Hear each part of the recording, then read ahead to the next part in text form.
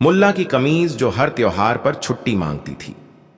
शहर बख्त नगर के बीचों बीच एक पुराना खड़खड़ाता सा मकान था, जिसकी खिड़कियां हमेशा आधी खुली रहती थीं और दरवाजा ऐसा कि खुला हो या बंद आवाज जरूर करता था।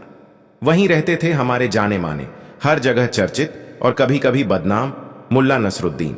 अब मुल्ला की शोहरत तो हर गली में थी, लेकिन इस कहानी का हीरो कोई और है। जी नहीं, न ऊंट, न पड़ोसी हकीम, न ही चाय वाला लाला रईसुद्दीन। इस दफा हीरो थी मुल्ला की एक पुरानी फीकी पड़ चुकी हल्की नीली कमीज खास, जो हर त्योहार पर अजीबोगरीब बहानों से छुट्टी मांगती थी। पहली मुलाकात कमीज से एक सुबह, जब शहर में फाई दहर की तैयारियां जोरों पर थीं। मुल्ला ने अपनी अलमारी खोली और चिरपरिचित अंदाज में बड़बड़ाए, आज तो मेरी नीली कमीज पहनूंगा, वही वाली जो हर तस्वीर में एक जैसी दिखती है। पर जैसे ही मुल्ला ने कमीज को उठाया, कमीज ने धीरे से कराहा, मुल्ला साहब आज नहीं, आज पेट में गैस है। मुल्ला चौंक गए। कमीज बोल रही है? उन्होंने आंखें मली। जी, और आज अगर आपने मुझे पहना तो मैं त्योहार के बीचों बीच फट सकती हूं। सोचिए जरा, ईदगाह में सब नमाज पढ़ रहे होंगे और अचानक चैक्स की आवाज आई।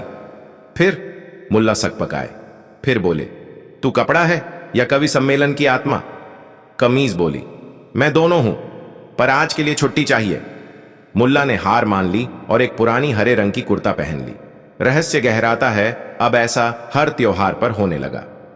होली आई, कमीज ने कहा, मुझे रंगों से एलर्जी है, मुझे पिचकारी का पीटीएसडी है।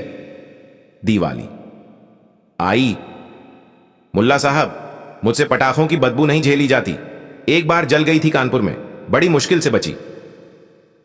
ईद मिलाद, बैंड बाजों से मेरा धागा हिलता है। मुल्ला हैरान थे, परेशान भी। उन्हें समझ नहीं आ रहा था कि यह मामूली कपड़ा इतना नाटक कैसे कर सकता है।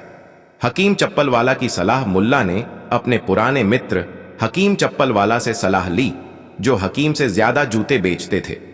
भाई, मुल्ला बोले, मेरी कमीज मुझसे बहस करती है, वो बोलती है, रोती है और त्योहारों पर बहाने बनाती है। हकीम ने गंभीरता से सिर हिलाया। तुम्हारे ऊपर जिन चढ़ गया है, कमीज के ऊपर है, मेरे ऊपर नहीं। फर्क नहीं पड़ता, जिन रिश्तेदारों से शुरू करता है कपड़ों तक पहुंच जाता है। मैंने अपनी चप्पल को हंसते देखा है। क्या? हां, पर वो चप्पल की कहानी फिर कभी। रहस्य की परतें मुल्ला ने तय किया कि इस रहस्य को हल किया जाए। उन्होंने अलमारी के आगे एक छोटी चौकी रखी और रात भर निगरानी की। रात के तीसरे पहर उन्होंने कमीज को हिलते देखा। धीरे धीरे एक पतली सी परछाई कमीज से निकली और कमरे में घूमने लगी। मुल्ला की आंखें फैल गईं। अरे ये तो कोई जिन नहीं, ये तो साया है। परछाई धीरे से बोली, मुल्ला ये मैं हूं, शफाक। कौन शफाक? वो दर्जी की बेटी, जिसे तुमने कभी देखा नहीं, पर जिसकी सिली गई यह कमीज है। क्या मतलब? जब तुम इस कमीज को बाजार से लाए थे, मैं दुकान में थी। मैंने इसे हंसते हुए देखा। मैंने सोच लिया ये मेरी तरह अकेली है। मैंने हर टांका अपने हाथ से लगाया, लेकिन जिस दिन यह कमीज तैयार हुई, मैं उसी दिन दुकान से गायब हो गई। गायब कैसे? मेरे अंदर वो कमीज समा गई या मैं उसमें समा गई, अब फर्क करना मुश्किल है। मैं बस छुट्टी चाहती हूं, हर त्योहार पर थोड़ी सी निजता। उलझन और उल्टा दांव मुल्ला अब सोच में थे। उन्हें कमीज से इश्क नहीं, पर आदत जरूर थी। और कमीज में शफाक की आत्मा, मतलब यह कपड़ा अब नारी सशक्तिकरण की मिसाल बन गया था। उन्होंने सोचा, चलो इस कमीज को थोड़ा सबक सिखाया जाए। उन्होंने अगले त्योहार रक्षाबंधन के दिन वही कमीज निकाली। मुल्ला, कमीज चीखी, मुझे बंधनों से डर लगता है। अरे बहनें राखी बांधेंगी, तुझ पर नहीं। मैं भावुक हो जाती हूं। इस बार छुट्टी नहीं, आज तुझे पहनूंगा। मुल्ला ने जैसे ही उसे पहनना शुरू किया, कमीज ने खुद को उल्टा कर लिया, आगे पीछे करके ऐसी उलझन में डाल दिया कि मुल्ला का सर बाहों से और हाथ कॉलर से निकल गया। हद है, मुल्ला चिल्लाए। तभी दरवाजा खटखटाया। मुल्ला भाई बाहर आओ, शोभा यात्रा निकल रही है। संकट और योजना मुल्ला जैसे तैसे निकले, हाथ उल्टे, कमीज टेढ़ी, बाल खिंचे हुए और पूरा मोहल्ला हंसी से लोटपोट। पर यह अपमान मुल्ला को हजम नहीं हुआ। रात होते ही उन्होंने कमीज को उबालने की धमकी दी। या तो ठीक से त्योहार मनाओ या बन जाओ गुड़िया के तकिए का कवर। कमीज बोली, बात धमकी की नहीं, समझ की है। हर त्योहार किसी न किसी वजह से मेरी सिलाई को दुख पहुंचाता है। तो क्या चाहती हो? छुट्टी, साल में 4 बार, बस। मुल्ला का उल्टा इम्तिहान। अगले त्योहार पर मुल्ला ने अलग चाल चली। उन्होंने कमीज को पहनने के बजाय दीवार पर टांग दिया और घोषणा की, इस बार त्योहार में हिस्सा नहीं लूंगा। मेरी कमीज दुखी है, मैं उसका सम्मान करता हूं। पूरे शहर में बात फैल गई, मुल्ला और उनकी संवेदनशील कमीज। अगले ही दिन नगर परिषद ने मुल्ला को आमंत्रित किया। कृपया आपकी दार्शनिक दृष्टि से बात कीजिए कपड़ों के मानसिक अधिकारों पर। मुल्ला मंच पर पहुंचे, कमीज हाथ में थी। भाइयों और बहनों और कपड़ों के प्रतिनिधियों, यह कमीज नहीं, यह चेतना है। लोगों ने ताली बजाई। तभी भीड़ में एक शख्स खड़ा हुआ, लंबा कोट, आंखों में चमक। मैं हूं एजेंट कश्मीरी लाल, मैं इस कमीज को फिल्म में लेना चाहता हूं। कमीज की चीख। और फिर मुल्ला मुस्कुराए। कमीज भी फूली नहीं समा रही थी। अब? मुल्ला ने पूछा। कमीज ने धीरे से कहा, अब मुझे हर त्योहार पर छुट्टी नहीं चाहिए, बस रॉयल्टी चाहिए।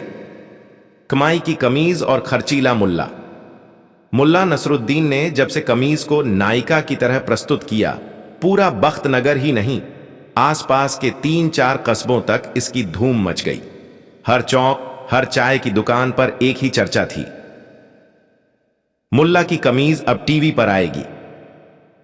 कश्मीरी लाल नामक एजेंट ने बाकायदा कॉन्ट्रैक्ट तैयार किया। उसमें लिखा था, यह कमीज फिल्म कमीज की चीख में मुख्य भूमिका निभाएगी।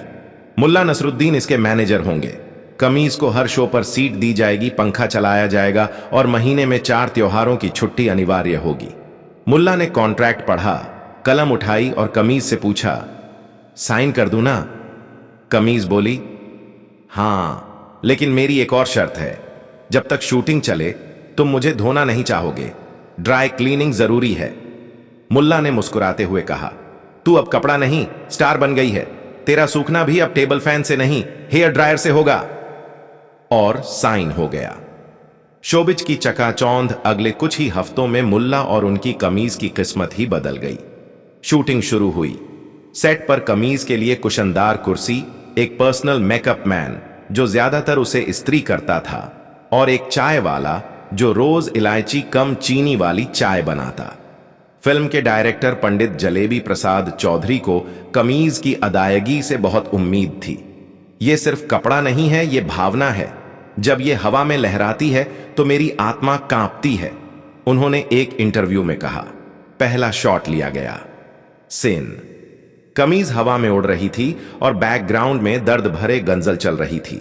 आवाजें थी, मैं वो लिबास हूं जो हर मौसम से डरता है। लोग भावुक हो गए। मुल्ला की चमकती किस्मत। अब मुल्ला रोज प्रेस कॉन्फ्रेंस में जाते, चश्मा पहनते, हाथ में स्क्रिप्ट पकड़ते और कहते, मैं ही हूं इस कमीज का प्रवक्ता। ये कैमरे से शर्माती है, इसकी ओर से मैं कहता हूं, आज इसकी तबीयत ठीक नहीं, छुट्टी लेगी। कमीज अब असली में छुट्टियां नहीं मांगती थी, लेकिन कमीज के नखरे अब प्रचार का हिस्सा बन चुके थे। हर बार जब कमीज सेट पर देर से पहुंचती, मीडिया में हेडलाइन बनती। कमीज ने सेट पर डाला हंगामा, बोली, मेरी सिलाई तंग हो गई है। मुल्ला को पहली बार शोहरत और पैसा एक साथ मिल रहा था। घर में नई अलमारी आई, जिसमें सिर्फ कमीज के आराम के लिए नर्म गद्दे डाले गए। फिर आया मोड़ पर किस्मत की चाय में अक्सर नमक भी गिर जाता है। फिल्म की रिलीज से कुछ दिन पहले कमीज ने अचानक मुल्ला से कहा, मैं अब एक्टिंग छोड़ना चाहती हूं।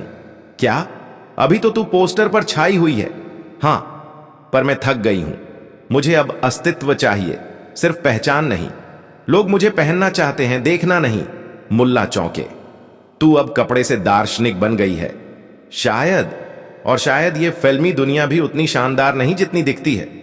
मुल्ला की मुश्किलें। इधर कमीज ने शूटिंग बंद की, उधर डायरेक्टर का फोन आने लगा। मुल्ला साहब, कमीज कहां है? वो ध्यान साधना पर गई है। क्या? बिना इस्त्री हुए आत्मा की पहचान कर रही है। देखिए, अगर यह फिल्म नहीं हुई तो आपको हर्जाना देना होगा, 50,000 रुपए। मुल्ला की आंखें गोल हो गईं। 50,000? इतने में तो मैं 40 साल तक सिर्फ वही नीली कमीज पहन सकता हूं।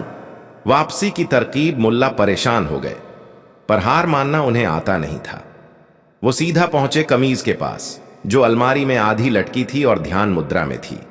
देखो शफाक, ओह मतलब कमीज, बात मेरी नहीं तुम्हारी भी है। अगर यह फिल्म नहीं बनी तो तुम्हारा नाम भी धूल में मिल जाएगा। लोग कहेंगे वो कमीज जो अधूरी रह गई। कमीज चुप रही। मुल्ला ने दांव खेला। और हां, यह भी सोचो, तुम्हारे बिना यह फिल्म कौन करेगा? क्या डायरेक्टर तुम्हारे बदले कोई और पहनने लायक कपड़ा ले आएगा? कमीज तड़प उठी। तुम यह कहना चाह रहे हो कि कोई दूसरी कमीज मेरे रोल में? यही तो। कमीज कांपी। ना, मेरा स्थान कोई नहीं ले सकता। मैं ही वो हूं जो हर त्योहार पर छुट्टी मांगती है। मैं ही वो हूं जो हवा में उड़ती है और दिलों को छू जाती है। और फिर कमीज सेट पर लौटी। शूटिंग फिर से शुरू हुई और आखिरकार फिल्म रिलीज हुई। कमीज की चीख पूरे देश में सुपरहिट हो गई। लोग सिनेमा घरों में रोते रोते कहने लगे, कपड़े भी इंसान होते हैं। टीवी एंकर बोले, यह सिनेमा नहीं, सिलाई की संवेदना है। अंतिम मोड़ और मुल्ला की सीख। फिल्म की कामयाबी के बाद कमीज ने एक दिन मुल्ला से कहा, अब मैं रिटायर होना चाहती हूं। मुल्ला मुस्कुराए, अब फिर छुट्टियां? नहीं, अब स्थायी विश्राम। अलमारी के कोने में एक रेशमी कपड़े में लिपटी, सिर्फ याद के लिए। मुल्ला ने अलमारी का सबसे ऊंचा रैक साफ किया, उस पर नर्म गद्दी बिछाई और कमीज को ससम्मान वहां रखा। तू अब सिर्फ एक कपड़ा नहीं, तो इतिहास तख्तर है। निष्कर्ष और संदेश। कुछ साल बाद जब मुल्ला किसी मजलिस में अपने अनुभव बांट रहे थे, एक शागिर्द ने पूछा, मुल्ला साहब, आपने इतनी कमीजें पहनी होंगी, पर वही एक कमीज क्यों यादगार रही? मुल्ला ने हंसते हुए कहा, क्योंकि वो सिर्फ बदन नहीं ढकती थी, सोच भी संवारती थी। फिर बोले, जिंदगी में ऐसे कई कपड़े आते हैं, कुछ काम के, कुछ बेमानी, पर जो हमें रुककर सोचने पर मजबूर करे, उससे मोह हो जाता है। और मोह वही तो है जो इंसान को इंसान बनाता है। सीख। हर आवाज जो आपको असहज लगे हमेशा विरोध नहीं होती। कभी कभी वो खुद की पहचान मांगती है। और कभी एक साधारण सी चीज भी अगर सम्मान दिया जाए तो इतिहास बन सकती है। अगली कहानी, खानी। शीर्षक, मुल्ला नसरुद्दीन और वो कुआं जो सवाल करता था। बख्त नगर की गलियों में एक रोज हलचल मची थी। कारण? नहीं, इस बार मुल्ला नसरुद्दीन की ऊंट गाड़ी किसी दीवार से नहीं टकराई थी और ना ही उन्होंने बाजार में अंगूर खरीदते वक्त नींबू मांग लिया था। इस बार मामला कुछ और था। मुल्ला के आंगन में एक बोलता हुआ कुआं निकल आया था। जी हां, जो कुआं पिछले 30 वर्षों से चुपचाप पानी देता आ रहा था, अचानक एक सुबह गरज कर बोला, अब मैं हर किसी को पानी नहीं दूंगा, पहले मेरा सवाल हल करो। बख्त नगर के लोगों ने पहले सोचा, शायद किसी ने शराब पीकर कुएं में गिरते हुए आवाज लगाई होगी। लेकिन जब उसी रात दरोगा मुकर्रम अली के सामने कुएं ने कहा, तेरी मुंह तिरछी है और नीयत भी, पानी तभी मिलेगा जब सच्चा जवाब मिलेगा, तो बात सीरियस हो गई। शौकीन मुल्ला और जिज्ञासु कुआं मुल्ला नसरुद्दीन, जो कि हमेशा कुछ नया करने की फिराक में रहते थे, ये सुनकर बेहद खुश हुए। एक बोलता हुआ कुआं, वाह, अब रोज गर्म चाय के साथ कोई मुझे बहस करने वाला भी मिल जाएगा। फिर बोले, पानी निकालना बाद में, पहले उससे दर्शन शास्त्र की बातें करूंगा। अगले ही दिन सुबह सुबह मुल्ला अपने हाथ में किताबें लेकर कुएं के पास पहुंचे और बोले, ऐ जलाधिपति, बोलो, क्या सवाल है तेरा? कुएं से गूंजती आवाज आई, क्या इंसान वाकई बुद्धिमान है या सिर्फ चालाक? मुल्ला की आंखें चमक उठीं। बहस तो जबरदस्त है। फिर बोले, सुनो, बुद्धिमानी वो होती है जो बिना चालाकी के काम कर जाए, और चालाकी वो होती है जो दिखाए कि सब काम बुद्धिमानी से हुआ। कुएं से 2 सेकंड की चुप्पी आई, फिर आवाज आई, तर्क स्वीकार्य है, पानी मिलेगा, लेकिन आधी बाल्टी। गांव की गहमागहमी अब बख्त नगर में एक अजीब सा सिलसिला शुरू हो गया। हर कोई कुएं के पास जाता और उसे जवाब देने की कोशिश करता, कोई कविता पढ़कर, कोई नाचकर और कोई शेर व शायरी के जरिए। कुआं भी हर किसी के जवाब पर टिप्पणी करता, जैसे किसी टैलेंट शो का कड़क जज हो। तेरी शायरी तो ठीक है, पर उसमें गहराई नहीं। तेरे नाच में ऊर्जा है, पर तर्क कहां है। धीरे धीरे गांव वालों को पानी कम और ज्ञान ज्यादा मिलने लगा। दार्शनिक बना शहर बख्त नगर, जो पहले आलसीपन के लिए मशहूर था, अब भारत की सबसे बहस प्रिय बस्ती बन गया। बच्चे खेलते खेलते सवाल करते, मम्मी, क्या आम का बीज भी कभी आम खाना चाहता है? दुकानदार कहते, लो आलू, पर पहले यह बताओ, भूख ज्यादा बड़ा रोग है या लालच? यहां तक कि हकीम सुलेमान ने मरीज को दवा देने से पहले पूछा, बताओ, दर्द से लड़ना बहादुरी है या सहना? परेशानी की दस्तक मुल्ला नसरुद्दीन को यह बौद्धिक उबाल बहुत पसंद आ रहा था, लेकिन हर नई लहर अपने साथ कुछ उलझने भी लाती है। कुएं ने अचानक एक दिन पानी पूरी तरह बंद कर दिया। कहने लगा, अब मैं सिर्फ उसे पानी दूंगा जो मेरे अंतिम सवाल का जवाब देगा। सच्चाई ज्यादा भारी होती है या झूठ? पूरे शहर में खलबली मच गई। लोग कहते, कुएं की आत्मा गूढ़ हो गई है। किसी ने अफवाह फैलाई, यह कोई प्राचीन आर्ष की आत्मा है जो कुएं में कैद है। बख्त नगर में हर दूसरा इंसान दार्शनिक और तीसरा भविष्यवक्ता बन चुका था। मुल्ला की चाल मुल्ला समझ गए कि अब मामला सामान्य नहीं। पानी ना मिलने से दुकानें बंद हो गई थीं, लोग परेशान थे, और अब बच्चा भी मां से पूछता, मां, दूध नहीं मिला तो क्या ज्ञान से भूख मिटेगी? मुल्ला ने रात को चुपचाप कुएं के पास जाकर कहा, तू बड़ा ज्ञानी है, पर क्या तू खुद जानता है कि तेरा सवाल क्या है? कुआं चुप हो गया। मुल्ला ने कहा, सच और झूठ की तौल अगर शब्दों से होती तो दुनिया में अदालतें बंद हो जाती। सच तो तब पता चलता है जब कोई नुकसान हो जाए, और झूठ तब जब समय बर्बाद हो जाए। कुएं से गहराई में से एक भारी आवाज आई, तुम्हारे शब्द गूंजते हैं, पर मैं संतुष्ट नहीं। जल संकट और आत्मा की तलाश। अगले दिन से बख्त नगर में पानी पूरी तरह बंद हो गया। न सिर्फ कुआं, बल्कि पास के नदी नाले तक सूख गए। लोग अब कुएं से विनती करने लगे, गीत गाने लगे, पूजा करने लगे।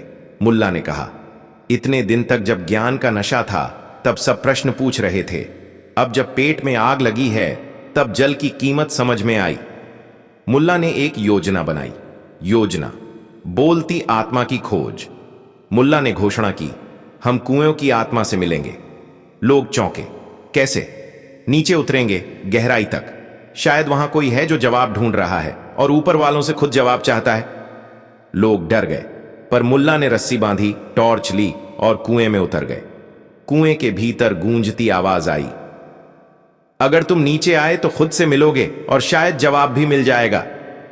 अंधेरे में मुल्ला को दीवारों पर अजीब चित्र दिखाई दिए, सवाल जवाब, उलझी लकीरें, और एक जगह खुद उनकी आकृति बनी थी जिसके सामने लिखा था, तू खुद ही सवाल है और खुद ही जवाब। और तभी कुएं के तल से अचानक पानी की गड़गड़ाहट हुई। मुल्ला ने ऊपर देखा, कुएं की दीवारें कांप रही थीं और एक रहस्यमयी रोशनी से कुआं चमकने लगा। कुएं की आवाज बदली, वो अब भारी न होकर गूढ़ और शांत थी। मुल्ला, तुमने मुझे सोचने पर मजबूर किया है। मैं अब खुद सवाल बन गया हूं, लेकिन तुम क्या बनोगे, जवाब या और एक सवाल? मुल्ला मुस्कुराए, मैं वो बनूंगा जो लोगों को सोचने पर मजबूर कर दे, कभी हंसकर, कभी चुटकी लेकर और कभी कहानी बनकर। कुएं से फिर आवाज आई, तो चलो अब अगला अध्याय शुरू हो, जहां हर जवाब एक नया दरवाजा खोले। और तभी कुएं की गहराई से निकलने के बाद मुल्ला नसरुद्दीन के चेहरे पर एक नई चमक थी। उन्होंने गांव वालों को इकट्ठा किया और कहा, बख्त नगर के लोगों, यह कुआं अब केवल पानी नहीं बल्कि ज्ञान का स्रोत बन चुका है, लेकिन इसके रहस्य को पूरी तरह समझने के लिए हमें एक और कदम उठाना होगा। लोगों ने उत्सुकता से पूछा, क्या कदम मुल्ला? मुल्ला ने मुस्कुराते हुए कहा, हमें उस दरवाजे को खोजना होगा जो हर जवाब पर खुलता है। अज्ञात दरवाजे की खोज मुल्ला ने गांव के युवाओं के साथ मिलकर कुएं के चारों ओर खुदाई शुरू की। कई दिनों की मेहनत के बाद उन्हें एक पत्थर की दीवार मिली जिस पर एक दरवाजा बना हुआ था। दरवाजे पर कोई कुंडी या ताला नहीं था, लेकिन उस पर लिखा था, सिर्फ वही प्रवेश कर सकता है जो अपने भीतर के प्रश्नों का उत्तर जानता हो। लोगों ने कोशिश की, लेकिन दरवाजा नहीं खुला। मुल्ला ने सबको शांत किया और कहा, यह दरवाजा बाहरी नहीं बल्कि आंतरिक है। हमें अपने भीतर झांकना होगा। आत्मचिंतन की यात्रा। मुल्ला ने गांव वालों को आत्मचिंतन करने की सलाह दी। उन्होंने कहा, हर कोई अपने जीवन के सबसे बड़े प्रश्न का उत्तर खोजे।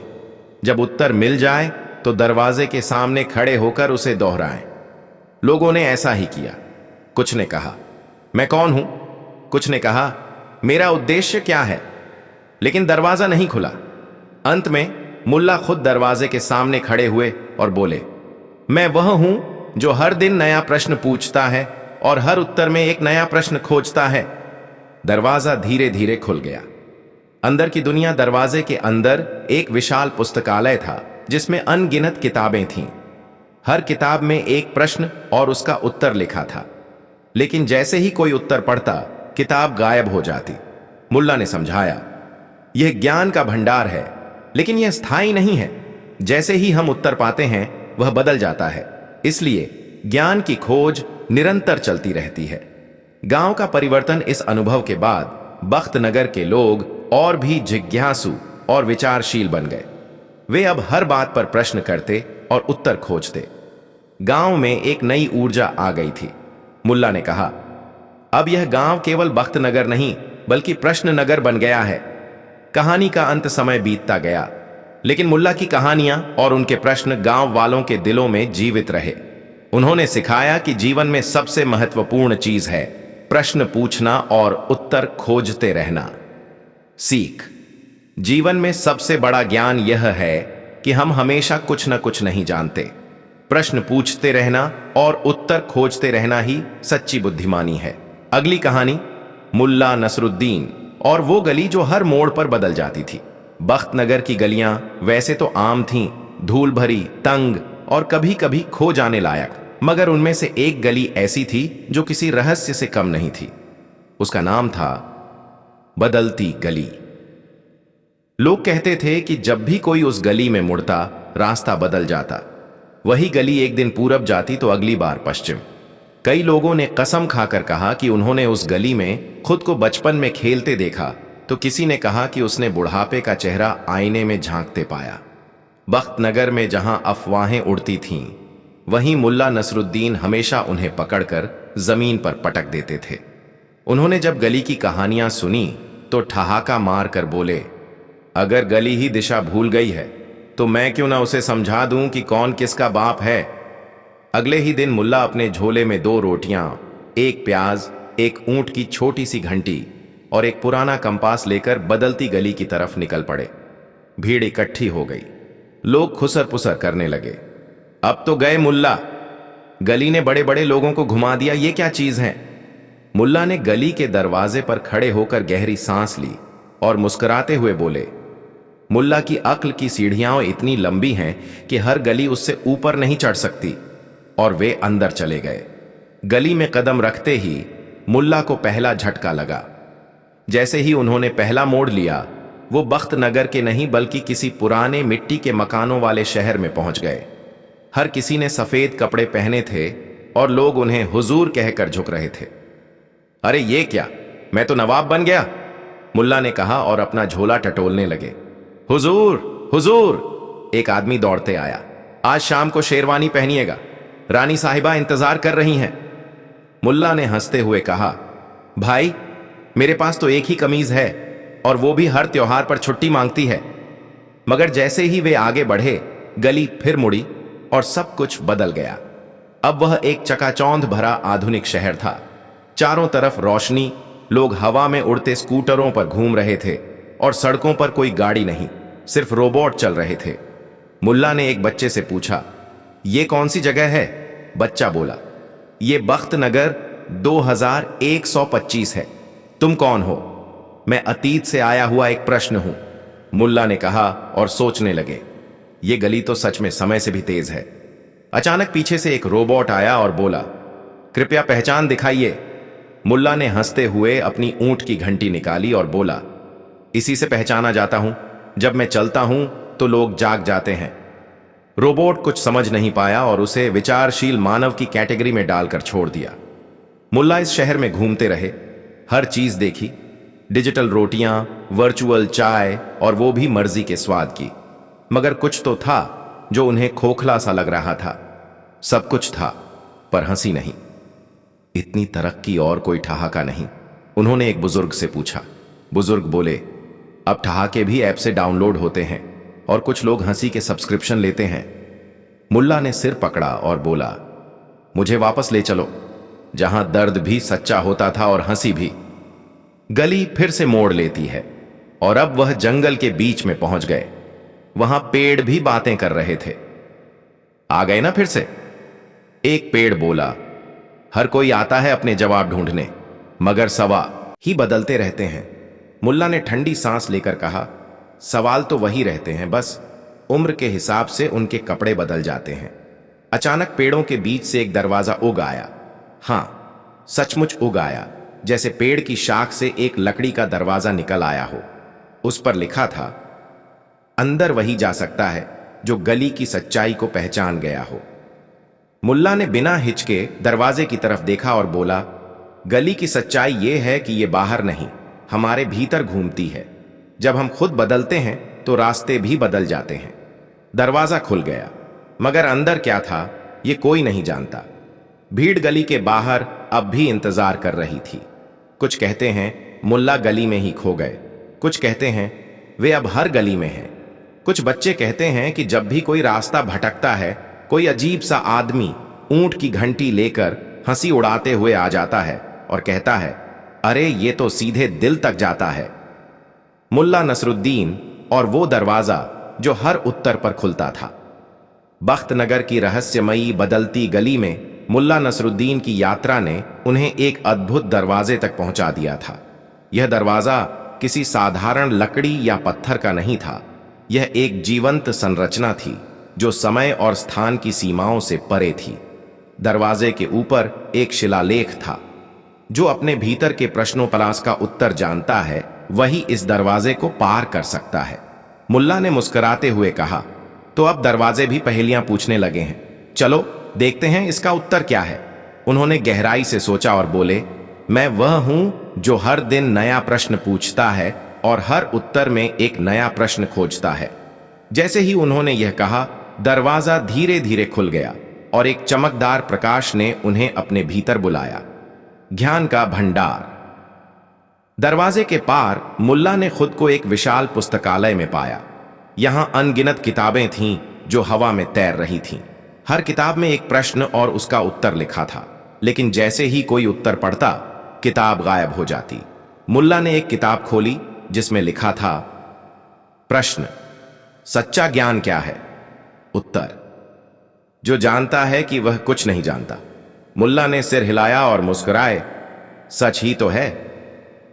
समय की यात्रा। जैसे ही मुल्ला ने आगे बढ़ना चाहा, उन्होंने देखा कि पुस्तकालय की दीवारें बदल रही हैं। अब वह एक पुराने समय के बाजार में थे, जहां लोग पुराने वस्त्र पहने हुए थे और बैलगाड़ियां चल रही थीं। उन्होंने अपने दादा को देखा जो एक दुकान चला रहे थे। मुल्ला ने पास जाकर कहा, दादा, क्या आप मुझे पहचानते हैं? दादा ने हंसते हुए कहा, अरे तुम तो नसरुद्दीन के पोते लगते हो, लेकिन वह तो अभी बच्चा है। मुल्ला ने सोचा, वाह, मैं अपने ही अतीत में आ गया हूं। भविष्य की झलक पर अचानक दृश्य फिर से बदल गया और मुल्ला एक आधुनिक शहर में पहुंच गए। वहां उड़ने वाली कारें थीं, रोबोट लोग सेवा कर रहे थे और हर कोई एक दूसरे से डिजिटल रूप से जुड़ा हुआ था। मुल्ला ने एक व्यक्ति से पूछा, भाई ये कौन सा स्थान है? व्यक्ति ने उत्तर दिया, ये बख्तनगर 2125 है। आप कौन हैं? मुल्ला ने सोचा, अरे मैं तो 100 साल आगे आ गया हूं। वर्तमान की महत्ता। मुल्ला ने समझा कि यह दरवाजा समय और स्थान को बदल सकता है, लेकिन इसका उद्देश्य क्या है? उन्होंने दरवाजे से पूछा, हे दरवाजा, तू मुझे अतीत और भविष्य में क्यों ले जा रहा है? दरवाजा ने उत्तर दिया, ताकि तुम समझ सको कि वर्तमान में जीना कितना महत्वपूर्ण है। अतीत सिखाता है, भविष्य प्रेरित करता है, लेकिन जीवन केवल वर्तमान में होता है। गांव का परिवर्तन। इस अनुभव के बाद बख्तनगर के लोग और भी जिज्ञासु और विचारशील बन गए। वे अब हर बात पर प्रश्न करते और उत्तर खोजते। गांव में एक नई ऊर्जा आ गई थी। मुल्ला ने कहा, अब यह गांव केवल बख्त नगर नहीं बल्कि प्रश्न नगर बन गया है। खानी का अंतस्करण समय बीतता गया, लेकिन मुल्ला की कहानियां और उनके प्रश्न गांव वालों के दिलों में जीवित रहे। उन्होंने सिखाया कि जीवन में सबसे महत्वपूर्ण चीज है प्रश्न पूछना और उत्तर खोजते रहना। सीख: जीवन में सबसे बड़ा ज्ञान यह है कि हम हमेशा कुछ न कुछ नहीं जानते। प्रश्न पूछते रहना और उत्तर खोजते रहना ही सच्ची बुद्धिमानी है। अगली कहानी, मुल्ला नसरुद्दीन और वह खाट जो सिर्फ तर्क पर सोती थी। बख्त नगर में आजकल एक नई चर्चा चल रही थी, मुल्ला नसरुद्दीन की तर्कवादी खाट। अब आप सोचेंगे कि खाट और तर्क का क्या संबंध, लेकिन जनाब, जब बात मुल्ला नसरुद्दीन की हो तो हर चीज तर्क से चलती है, यहां तक कि सोने की खाट भी। बात कुछ यूं हुई, एक दिन मुल्ला की पुरानी खाट टूट गई। उन्होंने नगर के बढ़ई इकबाल से कहा, मुझे ऐसी खाट चाहिए जो सिर्फ तर्क से मानी जाए। अगर मैं बेकार बात करूं तो वह हिल जाए, और अगर तर्कपूर्ण बात कहूं तो शांत रहे। इकबाल ने ठाका लगाया, मुल्ला, क्या मजाक कर रहे हो? मजाक नहीं इकबाल, जीवन अब बहसों से भरा है। अब तो सोते हुए भी सत्य की रक्षा करनी होगी, मुल्ला ने गंभीरता से कहा। इकबाल ने चुनौती स्वीकार की और 7 दिनों की मेहनत से एक खाट बनाई जिसमें नीचे 4 तांबे की प्लेटें थीं।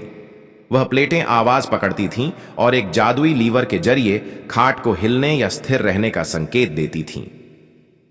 पहली रात का तूफान। मुल्ला ने पहली रात खाट पर लेटते हुए कहा, आज चांद सूरज से बड़ा दिखता है क्योंकि वह नजदीक है। खाट जोर से कांपी। हां, देखा, गलत तर्क पर खाट भी विद्रोह करती है, मुल्ला चहके। फिर उन्होंने कहा, सूरज चांद से बड़ा है लेकिन दूर है, इसलिए छोटा दिखता है। खाट स्थिर हो गई। गांव वालों ने यह तमाशा देखा और अब हर रात उनकी खाट के पास दर्शन शास्त्र, विज्ञान, राजनीति और रिश्तों पर बहसें होती। खाट पंचायत की शुरुआत। धीरे धीरे ये बहसें इतनी लोकप्रिय हो गईं कि गांव में एक नई परंपरा शुरू हो गई, खाट पंचायत। हर शुक्रवार रात को खाट पंचायत लगती, जिसमें हर व्यक्ति अपना तर्क रखता और खाट उसके ज्ञान की गवाही देती। एक बार हकीम नजीर ने कहा, गर्म पानी ठंडे पानी से जल्दी जमता है। खाट स्थिर रही। लोग हैरान रह गए, यह कैसे संभव है? मुल्ला ने मुस्कुराते हुए कहा, इसे पेम्बा इफेक्ट कहते हैं। यही तो ज्ञान है, असामान्य तर्क जो सच्चे हों। अचानक एक चुनौती। परंतु एक दिन एक अजनबी आया, गुजर नाम का एक दार्शनिक। उसने कहा, यह खाट झूठी है, मैं इसे गलत साबित कर सकता हूं। गांव वाले उत्तेजित हो गए। मुल्ला ने कहा, ठीक है, कल रात तर्क युद्ध होगा। अगर तुम जीत गए तो खाट तुम्हारी, पर अगर मैं जीत गया तो तुम यहां के कुएं का पानी भरोगे 6 महीने तक। गुजर ने हंसते हुए हामी भर दी। तर्क युद्ध। अगली रात गांव के चौपाल में जबरदस्त भीड़ थी। गुजर ने पहला वाक्य बोला, जो दिखाई दे वही सच होता है। खाट कांपी। गुजर चौंका। मुल्ला बोले, सच वह नहीं जो दिखता है, बल्कि जो तर्क से साबित हो। फिर गुजर ने कहा, जो शक्तिशाली हो वही सही होता है। खाट ने फिर हलचल मचा दी। मुल्ला हंसे, शक्ति और सत्य का संबंध नहीं होता। महात्मा गांधी क्या शक्तिशाली थे? नहीं, लेकिन वे सत्य पर अडिग थे। गुजर की पेशानी पर पसीना आ गया। आखिरी कोशिश में उसने कहा, मनुष्य स्वतंत्र है, इसलिए उसके कर्म उसे बांध नहीं सकते। खाट उछल गई। अब भीड़ ने तालियां बजानी शुरू कर दी। गुजर की हार और खाट की महानता। गुजर हार मान गया और अगले दिन से गांव का कुआं भरने लगा। मुल्ला ने खाट को प्रणाम किया, तू अब सिर्फ एक खाट नहीं रही, तू तो इस गांव की न्याय की देवी बन गई है, मजाक में ही सही। अब बख्त नगर में कोई भी विवाद हो, फैसला खाट करती, और यदि कोई तर्कपूर्ण बात हो तो खाट स्थिर हो जाती, वरना कांपती और गांव वाले ठहाके लगाते। जब खाट ने नसरुद्दीन को झूठा साबित कर दिया, बख्त नगर की रातें अब तर्क और हंसी से रोशन होती थीं। चौपाल पर लगी वो तर्कवादी खाट मानो गांव की संसद बन चुकी थी। लोग दूर दूर से आते, अपने विचार रखते, और खाट की प्रतिक्रिया पर उनका आत्मविश्वास बनता या ढाता। मुल्ला नसरुद्दीन उस खाट के संरक्षक बन चुके थे। लोग उन्हें अब खाट महाराज तक कहने लगे थे। लेकिन किसी ने सोचा नहीं था कि एक दिन वही खाट जिसने सभी की बातों को तौला था, मुल्ला नसरुद्दीन के ही तर्क पर उछल पड़ेगी। एक विचित्र दिन की शुरुआत। एक दिन मुल्ला बाजार में एक साधु से टकरा गए। साधु का चेहरा रहस्यमय था, आंखों में गहराई और होठों पर एक मंद मुस्कान। साधु ने कहा, ओ नसरुद्दीन, तुम्हारी खाट तो ज्ञान की माप लेती है, पर क्या वह आत्मा का तर्क समझती है? मुल्ला मुस्कुराए, जनाब, आत्मा अगर तर्क करती है तो खाट उसका भी फैसला करेगी। आप भी आ जाइए आज रात अपनी आत्मा सहित। साधु मुस्कुराता चला गया। साधु की परीक्षा रात आई। चौपाल पर भीड़ इकट्ठा थी। साधु ने खाट के पास आकर पहली बात कही, मनुष्य केवल शरीर नहीं है, आत्मा शाश्वत है। खाट शांत रही। लोगों ने सहमति में सिर हिलाया। फिर साधु बोले, पाप और पुण्य बोध के भ्रम है। कर्म का फल केवल सामाजिक व्यवस्था है, आध्यात्मिक नहीं। खाट जोर से कांपी। मुल्ला ने उंगली उठाई। तर्क अस्वीकार हुआ। साधु हंसे। कभी कभी खाट भी भ्रमित हो सकती है। अब मुल्ला की बारी थी। नसरुद्दीन का विचलित तर्क मुल्ला ने खड़े होकर एक लंबा वक्तव्य दिया। इस संसार में सबसे बड़ा सत्य यह है कि जो बात हंसी के साथ कही जाए वह सीधे दिल में उतरती है। इसलिए गंभीरता से ज्यादा जरूरी है व्यंग्य और विनोद। खाट कांप गई। सब सन्न। मुल्ला ठिठक गए। उन्होंने फिर कहा, हास्य सत्य का सरलतम रूप है। खाट फिर कांपी। लोगों की आंखों में संशय था। क्या यह कहने का अर्थ यह है कि सत्य को हल्के में लेना गलत है, या क्या मुल्ला व्यंग्य की आड़ में केवल मनभलाव करते रहे? गांव वालों की नाराजगी। अब गांव वालों ने पूछना शुरू कर दिया, मुल्ला, क्या हम इतने वर्षों से जो हंसते रहे वह झूठ पर था? क्या तुमने हमें गंभीर विषयों से भटकाकर केवल मनोरंजन किया? मुल्ला सकते में थे। वे बोले, नहीं, मेरा उद्देश्य कभी भ्रम फैलाना नहीं था। मैं तो सत्य को मीठा बनाकर परोसता था। खाट कांप गई। अब यह व्यक्तिगत हो गया। अकेलापन और आत्ममंथन। उस रात मुल्ला पहली बार खाट से दूर सोए। चांद की रोशनी में उन्होंने खाट को देखा, जैसे वह उनसे कुछ कहना चाह रही हो। मैंने तुम्हें बनाया था और तुमने मुझे ही नकार दिया। मुल्ला बुदबुदाए। खाट चुप रही, क्योंकि अब कोई तर्क नहीं था, केवल एक टूटे हुए विश्वास की गूंज थी। नया सवेरा, नया नसरुद्दीन। सुबह होते ही मुल्ला चौपाल पहुंचे। उनके हाथ में एक नया झोला था, जिसमें कुछ किताबें, कुछ पुराने पत्र और एक दर्पण था। उन्होंने खाट के पास बैठते हुए कहा, मेरे प्यारे गांववासियों, आज मैं स्वीकार करता हूं कि मैंने हंसी के माध्यम से सत्य को दिखाया, लेकिन कभी कभी मैं खुद भी उस सत्य से भ्रमित हो गया।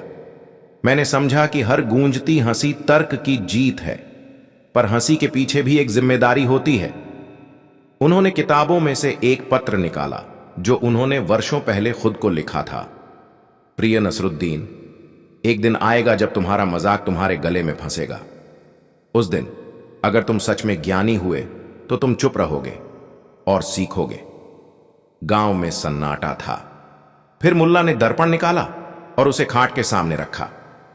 अब यह खाट नहीं, दर्पण तय करेगा कि कौन सच्चा है, क्योंकि तर्क जितना भी तीखा हो, अगर उसमें आत्मचिंतन नहीं तो वह अधूरा है।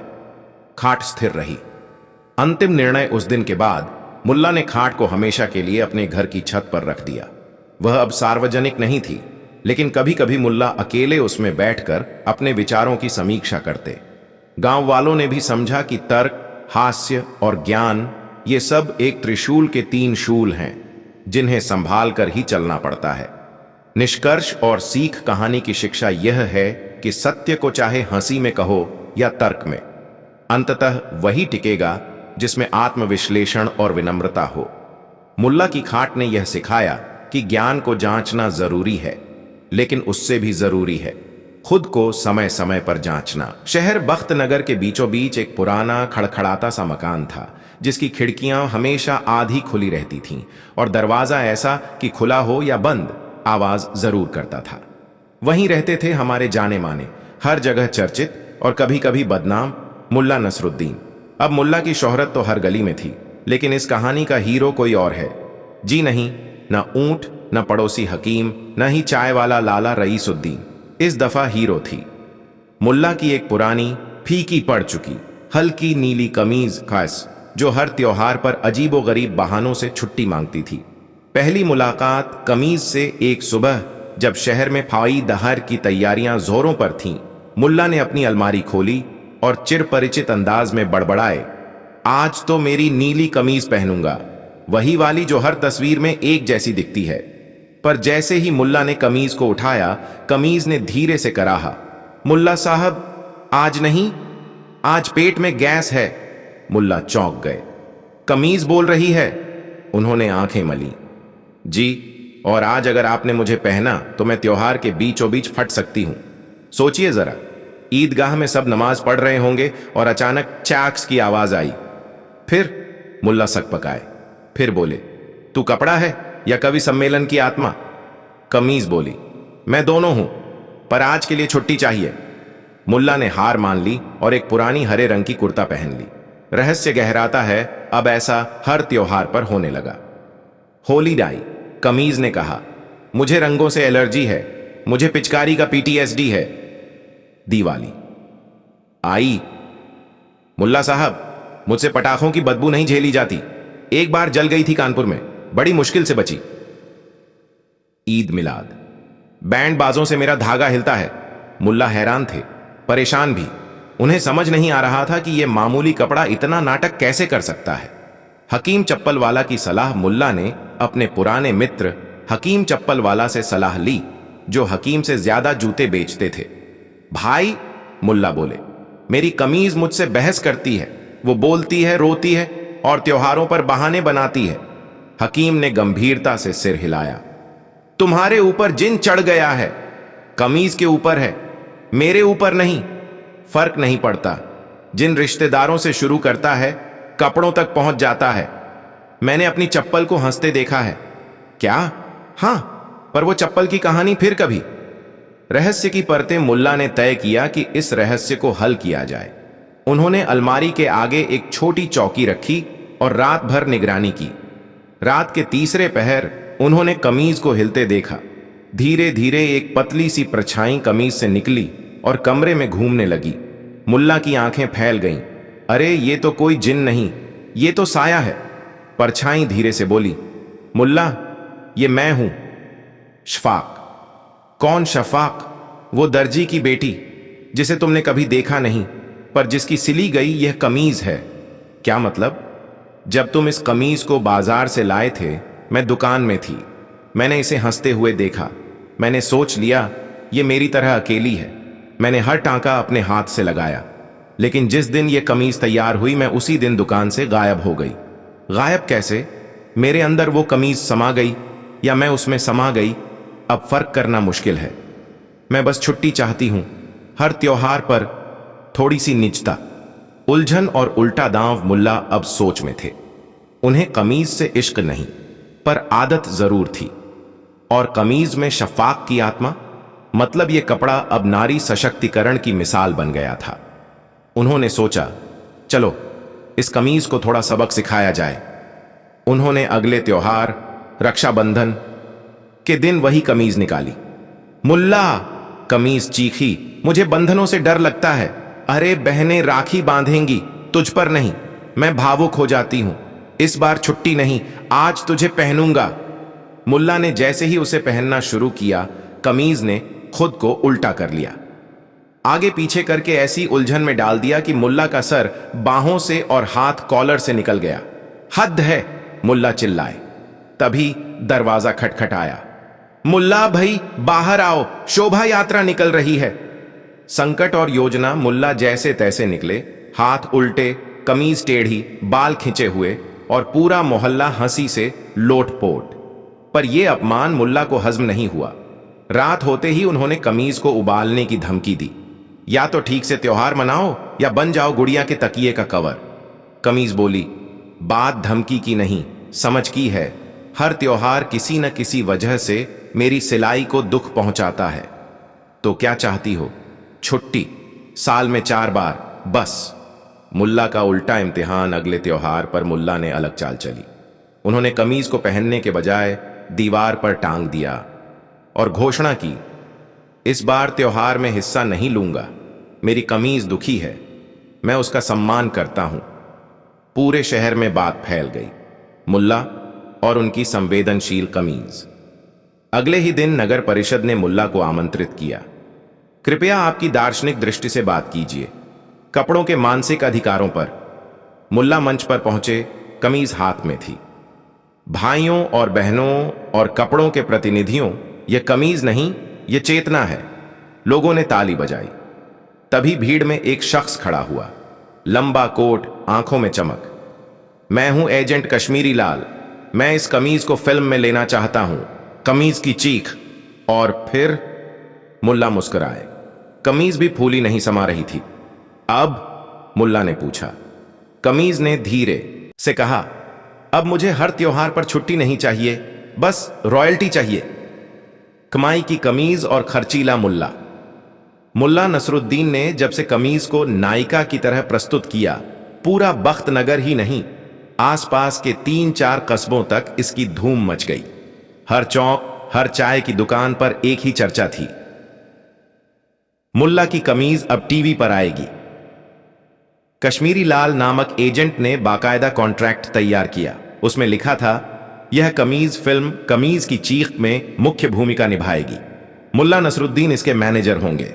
कमीज को हर शो पर सीट दी जाएगी, पंखा चलाया जाएगा और महीने में 4 त्योहारों की छुट्टी अनिवार्य होगी। मुल्ला ने कॉन्ट्रैक्ट पढ़ा, कलम उठाई और कमीज से पूछा, साइन कर दूं ना?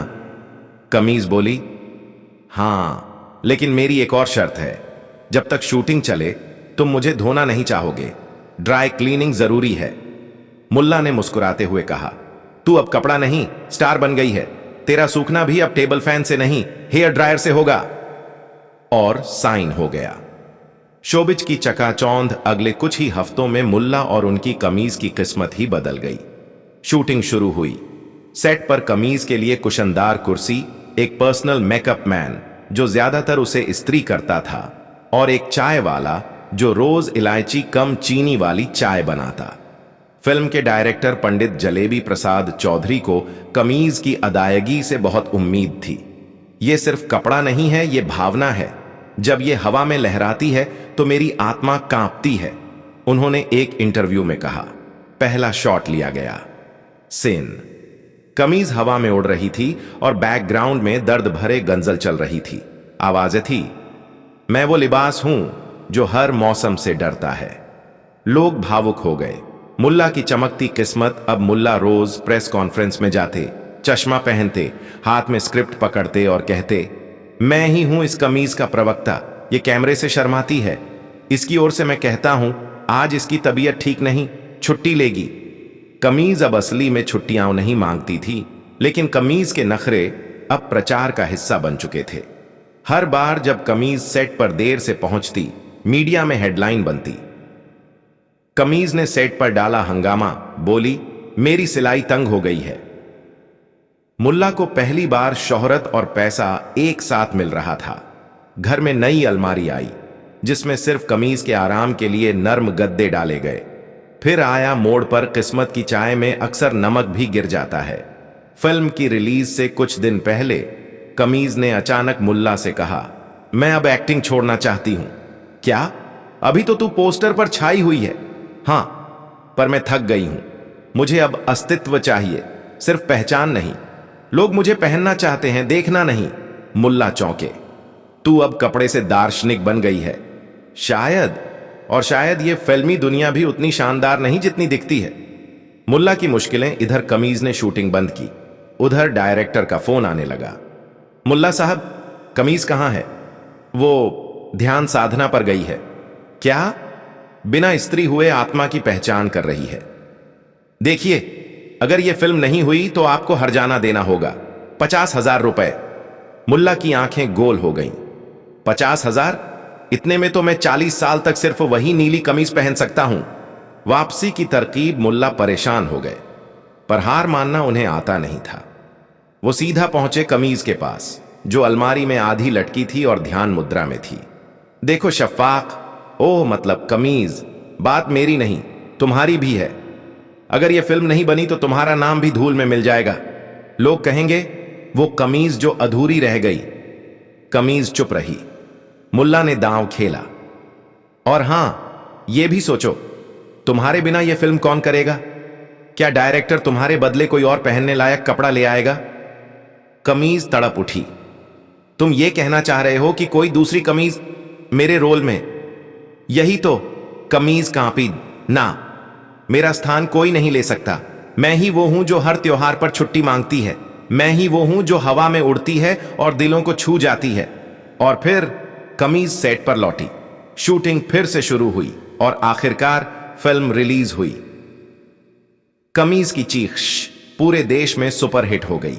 लोग सिनेमा घरों में रोते रोते कहने लगे, कपड़े भी इंसान होते हैं। टीवी एंकर बोले, यह सिनेमा नहीं, सिलाई की संवेदना है।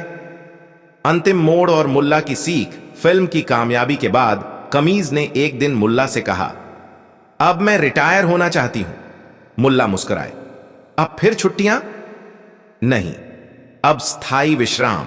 अलमारी के कोने में एक रेशमी कपड़े में लिपटी, सिर्फ याद के लिए।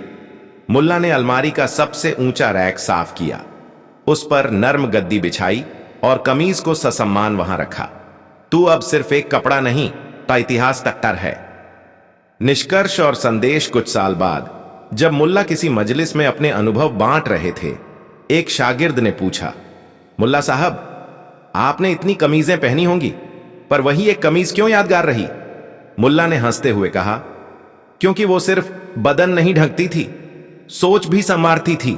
फिर बोले, जिंदगी में ऐसे कई कपड़े आते हैं, कुछ काम के, कुछ बेमानी, पर जो हमें रुककर सोचने पर मजबूर करे, उससे मोह हो जाता है। और मोह वही तो है जो इंसान को इंसान बनाता है। सीख। हर आवाज जो आपको असहज लगे हमेशा विरोध नहीं होती। कभी कभी वो खुद की पहचान मांगती है।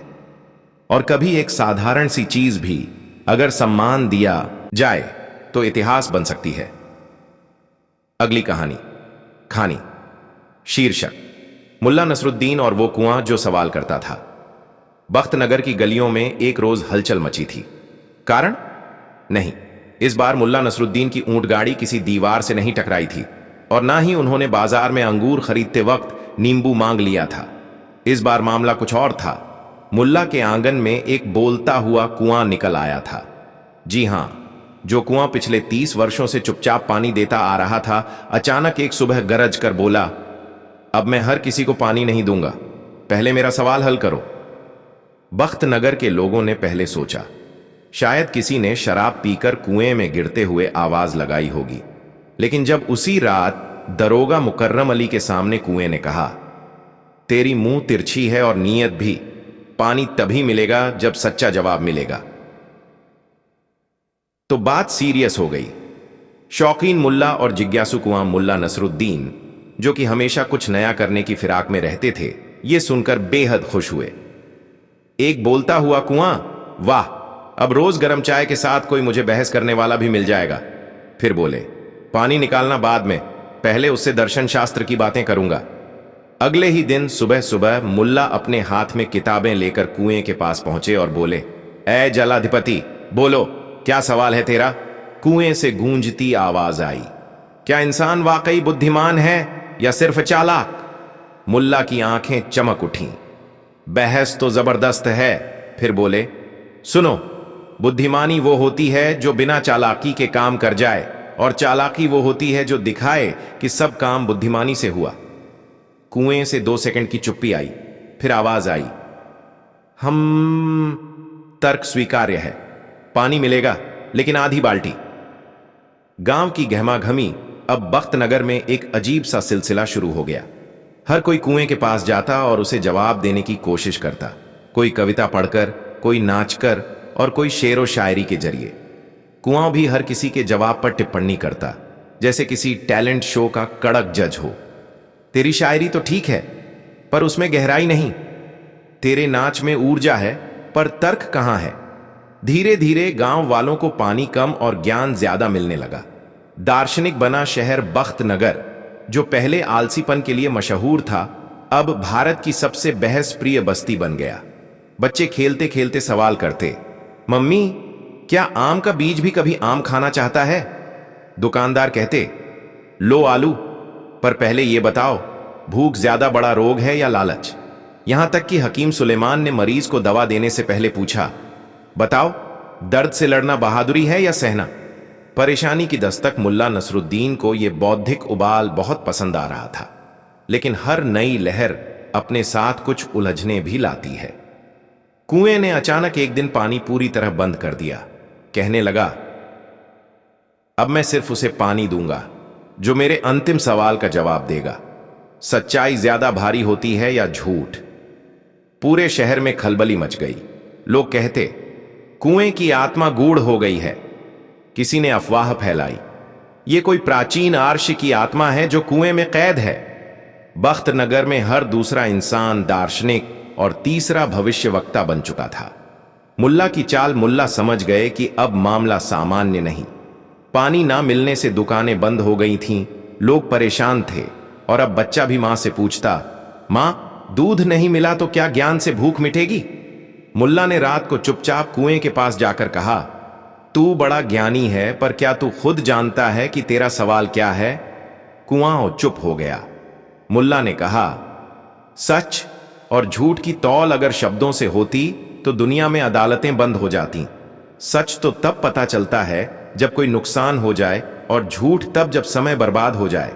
कुएं से गहराई में से एक भारी आवाज आई, तुम्हारे शब्द गूंजते हैं, पर मैं संतुष्ट नहीं। जल संकट और आत्मा की तलाश। अगले दिन से बख्त नगर में पानी पूरी तरह बंद हो गया। न सिर्फ कुआं बल्कि पास के नदी नाले तक सूख गए। लोग अब कुएं से विनती करने लगे, गीत गाने लगे, पूजा करने लगे। मुल्ला ने कहा, इतने दिन तक जब ज्ञान का नशा था तब सब प्रश्न पूछ रहे थे, अब जब पेट में आग लगी है तब जल की कीमत समझ में आई। मुल्ला ने एक योजना बनाई। योजना, बोलती आत्मा की खोज। मुल्ला ने घोषणा की, हम कुएं की आत्मा से मिलेंगे। लोग चौंके, कैसे? नीचे उतरेंगे गहराई तक, शायद वहां कोई है जो जवाब ढूंढ रहा है और ऊपर वालों से खुद जवाब चाहता है।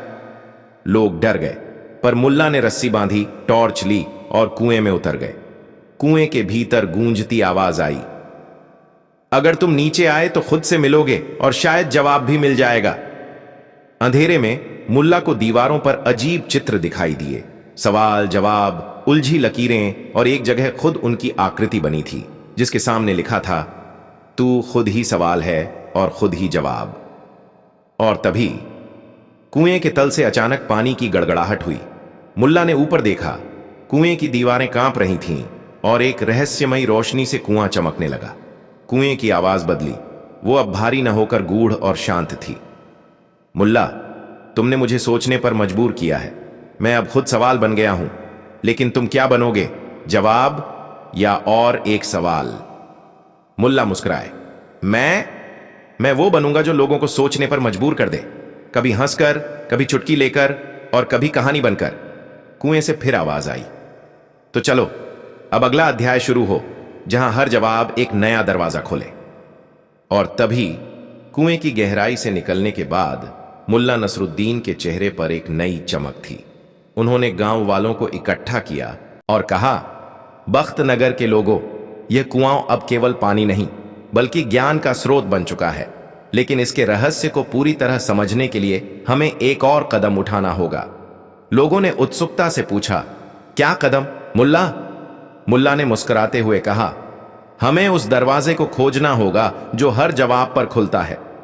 अज्ञात दरवाजे की खोज मुल्ला ने गांव के युवाओं के साथ मिलकर कुएं के चारों ओर खुदाई शुरू की। कई दिनों की मेहनत के बाद उन्हें एक पत्थर की दीवार मिली जिस पर एक दरवाजा बना हुआ था। दरवाजे पर कोई कुंडी या ताला नहीं था, लेकिन उस पर लिखा था, सिर्फ वही प्रवेश कर सकता है जो अपने भीतर के प्रश्नों का उत्तर जानता हो। लोगों ने कोशिश की, लेकिन दरवाजा नहीं खुला। मुल्ला ने सबको शांत किया और कहा, यह दरवाजा बाहरी नहीं बल्कि आंतरिक है, हमें अपने भीतर झांकना होगा। आत्मचिंतन की यात्रा। मुल्ला ने गांव वालों को आत्मचिंतन करने की सलाह दी। उन्होंने कहा, हर कोई अपने जीवन के सबसे बड़े प्रश्न का उत्तर खोजे। जब उत्तर मिल जाए तो दरवाजे के सामने खड़े होकर उसे दोहराएं। लोगों ने ऐसा ही किया। कुछ ने कहा, मैं कौन हूं? कुछ ने कहा, मेरा उद्देश्य क्या है? लेकिन दरवाजा नहीं खुला। अंत में मुल्ला खुद दरवाजे के सामने खड़े हुए और बोले, मैं वह हूं जो हर दिन नया प्रश्न पूछता है और हर उत्तर में एक नया प्रश्न खोजता है। दरवाजा धीरे धीरे खुल गया।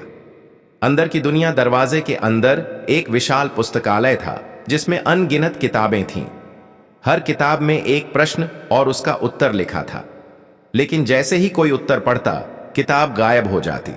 मुल्ला ने समझाया, यह ज्ञान का भंडार है, लेकिन यह स्थायी नहीं है। जैसे ही हम उत्तर पाते हैं वह बदल जाता है, इसलिए ज्ञान की खोज निरंतर चलती रहती है। गांव का परिवर्तन। इस अनुभव के बाद बख्त नगर के लोग और भी जिज्ञासु और विचारशील बन गए। वे अब हर बात पर प्रश्न करते और उत्तर खोजते। गांव में एक नई ऊर्जा आ गई थी। मुल्ला ने कहा, अब यह गांव केवल बख्त नगर नहीं बल्कि प्रश्न नगर बन गया है। कहानी का अंत। समय बीतता गया, लेकिन मुल्ला की कहानियां और उनके प्रश्न गांव वालों के दिलों में जीवित रहे। उन्होंने सिखाया कि जीवन में सबसे महत्वपूर्ण चीज है प्रश्न पूछना और उत्तर खोजते रहना। सीख। जीवन में सबसे बड़ा ज्ञान यह है कि हम हमेशा कुछ न कुछ नहीं जानते। प्रश्न पूछते रहना और उत्तर खोजते रहना ही सच्ची बुद्धिमानी है। अगली कहानी, मुल्ला नसरुद्दीन और वो गली जो हर मोड़ पर बदल जाती थी। बख्त नगर की गलियां वैसे तो आम थीं, धूल भरी, तंग और कभी कभी खो जाने लायक, मगर उनमें से एक गली ऐसी थी जो किसी रहस्य से कम नहीं थी। उसका नाम था बदलती गली। लोग कहते थे कि जब भी कोई उस गली में मुड़ता रास्ता बदल जाता। वही गली एक दिन पूरब जाती तो अगली बार पश्चिम। कई लोगों ने कसम खाकर कहा कि उन्होंने उस गली में खुद को बचपन में खेलते देखा, तो किसी ने कहा कि उसने बुढ़ापे का चेहरा आईने में झांकते पाया। बख्त नगर में जहां अफवाहें उड़ती थीं, वहीं मुल्ला नसरुद्दीन हमेशा उन्हें पकड़कर जमीन पर पटक देते थे। उन्होंने जब गली की कहानियां सुनी तो ठहाका मार कर बोले, अगर गली ही दिशा भूल गई है तो मैं क्यों ना उसे समझा दूं कि कौन किसका बाप है। अगले ही दिन मुल्ला अपने झोले में 2 रोटियां, 1 प्याज, एक ऊंट की छोटी सी घंटी और एक पुराना कंपास लेकर बदलती गली की तरफ निकल पड़े। भीड़ इकट्ठी हो गई। लोग खुसर पुसर करने लगे। अब तो गए मुल्ला, गली ने बड़े बड़े लोगों को घुमा दिया, ये क्या चीज है। मुल्ला ने गली के दरवाजे पर खड़े होकर गहरी सांस ली और मुस्कुराते हुए बोले, मुल्ला की अक्ल की सीढ़ियां इतनी लंबी हैं कि हर गली उससे ऊपर नहीं चढ़ सकती। और वे अंदर चले गए। गली में कदम रखते ही मुल्ला को पहला झटका लगा। जैसे ही उन्होंने पहला मोड़ लिया, वो बख्त नगर के नहीं बल्कि किसी पुराने मिट्टी के मकानों वाले शहर में पहुंच गए। हर किसी ने सफेद कपड़े पहने थे और लोग उन्हें हुजूर कहकर झुक रहे थे। अरे ये क्या, मैं तो नवाब बन गया, मुल्ला ने कहा और अपना झोला टटोलने लगे। हुजूर, हुजूर, एक आदमी दौड़ते आया, आज शाम को शेरवानी पहनिएगा, रानी साहिबा इंतजार कर रही हैं। मुल्ला ने हंसते हुए कहा, भाई मेरे पास तो एक ही कमीज है और वो भी हर त्योहार पर छुट्टी मांगती है। मगर जैसे ही वे आगे बढ़े, गली फिर मुड़ी और सब कुछ बदल गया। अब वह एक चकाचौंध भरा आधुनिक शहर था।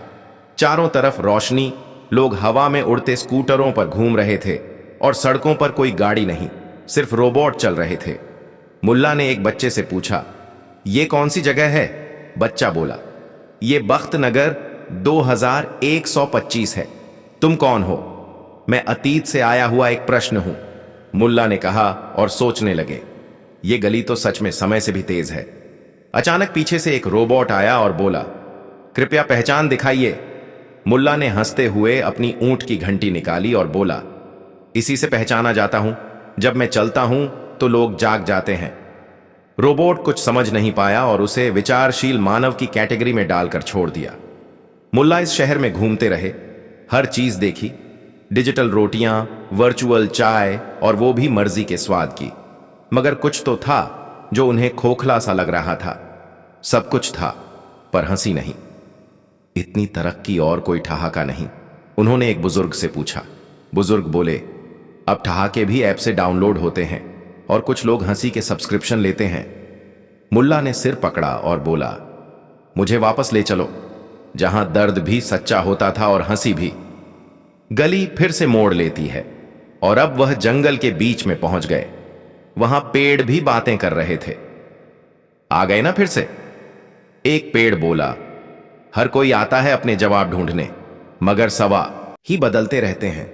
मुल्ला ने ठंडी सांस लेकर कहा, सवाल तो वही रहते हैं, बस उम्र के हिसाब से उनके कपड़े बदल जाते हैं। अचानक पेड़ों के बीच से एक दरवाजा उग आया। हाँ, सचमुच उग आया, जैसे पेड़ की शाख से एक लकड़ी का दरवाजा निकल आया हो। उस पर लिखा था, अंदर वही जा सकता है जो गली की सच्चाई को पहचान गया हो। मुल्ला ने बिना हिचके दरवाजे की तरफ देखा और बोला, गली की सच्चाई यह है कि यह बाहर नहीं, हमारे भीतर घूमती है। जब हम खुद बदलते हैं तो रास्ते भी बदल जाते हैं। दरवाजा खुल गया, मगर अंदर क्या था यह कोई नहीं जानता। भीड़ गली के बाहर अब भी इंतजार कर रही थी। कुछ कहते हैं मुल्ला गली में ही खो गए, कुछ कहते हैं वे अब हर गली में हैं। कुछ बच्चे कहते हैं कि जब भी कोई रास्ता भटकता है, कोई अजीब सा आदमी ऊंट की घंटी लेकर हंसी उड़ाते हुए आ जाता है और कहता है, अरे ये तो सीधे दिल तक जाता है। मुल्ला नसरुद्दीन और वो दरवाजा जो हर उत्तर पर खुलता था। बख्त नगर की रहस्यमयी बदलती गली में मुल्ला नसरुद्दीन की यात्रा ने उन्हें एक अद्भुत दरवाजे तक पहुंचा दिया था। यह दरवाजा किसी साधारण लकड़ी या पत्थर का नहीं था, यह एक जीवंत संरचना थी जो समय और स्थान की सीमाओं से परे थी। दरवाजे के ऊपर एक शिलालेख था, जो अपने भीतर के प्रश्नों का उत्तर जानता है वही इस दरवाजे को पार कर सकता है। मुल्ला ने मुस्कुराते हुए कहा, तो अब दरवाजे भी पहेलियां पूछने लगे हैं, चलो देखते हैं इसका उत्तर क्या है। उन्होंने गहराई से सोचा और बोले, मैं वह हूं जो हर दिन नया प्रश्न पूछता है और हर उत्तर में एक नया प्रश्न खोजता है। जैसे ही उन्होंने यह कहा, दरवाजा धीरे धीरे खुल गया और एक चमकदार प्रकाश ने उन्हें अपने भीतर बुलाया। ज्ञान का भंडार। दरवाजे के पार मुल्ला ने खुद को एक विशाल पुस्तकालय में पाया। यहां अनगिनत किताबें थीं जो हवा में तैर रही थीं। हर किताब में एक प्रश्न और उसका उत्तर लिखा था, लेकिन जैसे ही कोई उत्तर पढ़ता, किताब गायब हो जाती। मुल्ला ने एक किताब खोली जिसमें लिखा था, प्रश्न, सच्चा ज्ञान क्या है? उत्तर, जो जानता है कि वह कुछ नहीं जानता। मुल्ला ने सिर हिलाया और मुस्कुराए, सच ही तो है। समय की यात्रा। जैसे ही मुल्ला ने आगे बढ़ना चाहा, उन्होंने देखा कि पुस्तकालय की दीवारें बदल रही हैं। अब वह एक पुराने समय के बाजार में थे, जहां लोग पुराने वस्त्र पहने हुए थे और बैलगाड़ियां चल रही थीं। उन्होंने अपने दादा को देखा जो एक दुकान चला रहे थे। मुल्ला ने पास जाकर कहा, दादा, क्या आप मुझे पहचानते हैं? दादा ने हंसते हुए कहा, अरे तुम तो नसरुद्दीन के पोते लगते हो, लेकिन वह तो अभी बच्चा है। मुल्ला ने सोचा, वाह, मैं अपने ही अतीत में आ गया हूं। भविष्य की झलक पर अचानक दृश्य फिर से बदल गया और मुल्ला एक आधुनिक शहर में पहुंच गए। वहां उड़ने वाली कारें थीं, रोबोट लोग सेवा कर रहे थे और हर कोई एक दूसरे से डिजिटल रूप से जुड़ा हुआ था। मुल्ला ने एक व्यक्ति से पूछा, भाई ये कौन सा स्थान है? व्यक्ति ने उत्तर दिया, ये बख्त नगर 2125 है। आप कौन हैं? मुल्ला ने सोचा, अरे मैं तो 100 साल आगे आ गया हूं। वर्तमान की महत्ता। मुल्ला ने समझा कि यह दरवाजा समय और स्थान को बदल सकता है, लेकिन इसका उद्देश्य क्या है? उन्होंने दरवाजे से पूछा, हे दरवाजा, तू मुझे अतीत और भविष्य में क्यों ले जा रहा है? दरवाजा ने उत्तर दिया, ताकि तुम समझ सको कि वर्तमान में जीना कितना महत्वपूर्ण है। अतीत सिखाता है, भविष्य प्रेरित करता है, लेकिन जीवन केवल वर्तमान में होता है। गांव का परिवर्तन। इस अनुभव के बाद बख्त नगर के लोग और भी जिज्ञासु और विचारशील बन गए। वे अब हर बात पर प्रश्न करते और उत्तर खोजते। गांव में एक नई ऊर्जा आ गई थी। मुल्ला ने कहा, अब यह गांव केवल बख्त नगर नहीं, बल्कि प्रश्न नगर बन गया है। खानी का अंतस्करण समय बीतता गया, लेकिन मुल्ला की कहानियां और उनके प्रश्न गांव वालों के दिलों में जीवित रहे। उन्होंने सिखाया कि जीवन में सबसे महत्वपूर्ण चीज है प्रश्न पूछना और उत्तर खोजते रहना। सीख। जीवन में सबसे बड़ा ज्ञान यह है कि हम हमेशा कुछ न कुछ नहीं जानते। प्रश्न पूछते रहना और उत्तर खोजते रहना ही सच्ची बुद्धिमानी है। अगली कहानी, मुल्ला नसरुद्दीन और वह खाट जो सिर्फ तर्क पर सोती थी। बख्त नगर में आजकल एक नई चर्चा चल रही थी। मुल्ला नसरुद्दीन की तर्कवादी खाट। अब आप सोचेंगे कि खाट और तर्क का क्या संबंध, लेकिन जनाब, जब बात मुल्ला नसरुद्दीन की हो तो हर चीज तर्क से चलती है, यहां तक कि सोने की खाट भी। बात कुछ यूं हुई। एक दिन मुल्ला की पुरानी खाट टूट गई। उन्होंने नगर के बढ़ई इकबाल से कहा, मुझे ऐसी खाट चाहिए जो सिर्फ तर्क से मानी जाए। अगर मैं बेकार बात करूं तो वह हिल जाए, और अगर तर्कपूर्ण बात कहूं तो शांत रहे। इकबाल ने ठाका लगाया, मुल्ला, क्या मजाक कर रहे हो? मजाक नहीं इकबाल, जीवन अब बहसों से भरा है। अब तो सोते हुए भी सत्य की रक्षा करनी होगी, मुल्ला ने गंभीरता से कहा। इकबाल ने चुनौती स्वीकार की और 7 दिनों की मेहनत से एक खाट बनाई जिसमें नीचे 4 तांबे की प्लेटें थीं। वह प्लेटें आवाज पकड़ती थीं और एक जादुई लीवर के जरिए खाट को हिलने या स्थिर रहने का संकेत देती थीं। पहली रात का तूफान। मुल्ला ने पहली रात खाट पर लेटते हुए कहा, आज चांद सूरज से बड़ा दिखता है क्योंकि वह नजदीक है। खाट जोर से कांपी। हां, देखा, गलत तर्क पर खाट भी विद्रोह करती है, मुल्ला चहके। फिर उन्होंने कहा, सूरज चांद से बड़ा है लेकिन दूर है, इसलिए छोटा दिखता है। खाट स्थिर हो गई। गांव वालों ने यह तमाशा देखा और अब हर रात उनकी खाट के पास दर्शन शास्त्र, विज्ञान, राजनीति और रिश्तों पर बहसें होती। खाट पंचायत की शुरुआत। धीरे धीरे ये बहसें इतनी लोकप्रिय हो गईं कि गांव में एक नई परंपरा शुरू हो गई, खाट पंचायत। हर शुक्रवार रात को खाट पंचायत लगती, जिसमें हर व्यक्ति अपना तर्क रखता और खाट उसके ज्ञान की गवाही देती। एक बार हकीम नजीर ने कहा, गर्म पानी ठंडे पानी से जल्दी जमता है। खाट स्थिर रही। लोग हैरान रह गए, यह कैसे संभव है? मुल्ला ने मुस्कुराते हुए कहा, इसे पेम्बा इफेक्ट कहते हैं। यही तो ज्ञान है, असामान्य तर्क जो सच्चे हों। अचानक एक चुनौती। परंतु एक दिन एक अजनबी आया, गुजर नाम का एक दार्शनिक। उसने कहा, यह खाट झूठी है, मैं इसे गलत साबित कर सकता हूं। गांव वाले उत्तेजित हो गए। मुल्ला ने कहा, ठीक है, कल रात तर्क युद्ध होगा। अगर तुम जीत गए तो खाट तुम्हारी, पर अगर मैं जीत गया तो तुम यहां के कुएं का पानी भरोगे 6 महीने तक। गुजर ने हंसते हुए हामी भर दी। तर्क युद्ध। अगली रात गांव के चौपाल में जबरदस्त भीड़ थी। गुजर ने पहला वाक्य बोला, जो दिखाई दे वही सच होता है। खाट कांपी। गुजर चौंका। मुल्ला बोले, सच वह नहीं जो दिखता है, बल्कि जो तर्क से साबित हो। फिर गुजर ने कहा, जो शक्तिशाली हो वही सही होता है। खाट ने फिर हलचल मचा दी। मुल्ला हंसे, शक्ति और सत्य का संबंध नहीं होता। महात्मा गांधी क्या शक्तिशाली थे? नहीं, लेकिन वे सत्य पर अडिग थे। गुजर की पेशानी पर पसीना आ गया। आखिरी कोशिश में उसने कहा, मनुष्य स्वतंत्र है, इसलिए उसके कर्म उसे बांध नहीं सकते। खाट उछल गई। अब भीड़ ने तालियां बजानी शुरू कर दी। गुजर की हार और खाट की महानता। गुजर हार मान गया और अगले दिन से गांव का कुआं भरने लगा। मुल्ला ने खाट को प्रणाम किया, तू अब सिर्फ एक खाट नहीं रही, तू तो इस गांव की न्याय की देवी बन गई है, मजाक में ही सही। अब बख्त नगर में कोई भी विवाद हो, फैसला खाट करती, और यदि कोई तर्कपूर्ण बात हो तो खाट स्थिर हो जाती, वरना कांपती और गांव वाले ठहाके लगाते। जब खाट ने नसरुद्दीन को झूठा साबित कर दिया, बख्त नगर की रातें अब तर्क और हंसी से रोशन होती थीं। चौपाल पर लगी वो तर्कवादी खाट मानो गांव की संसद बन चुकी थी। लोग दूर दूर से आते, अपने विचार रखते, और खाट की प्रतिक्रिया पर उनका आत्मविश्वास बनता या ढाता। मुल्ला नसरुद्दीन उस खाट के संरक्षक बन चुके थे। लोग उन्हें अब खाट महाराज तक कहने लगे थे।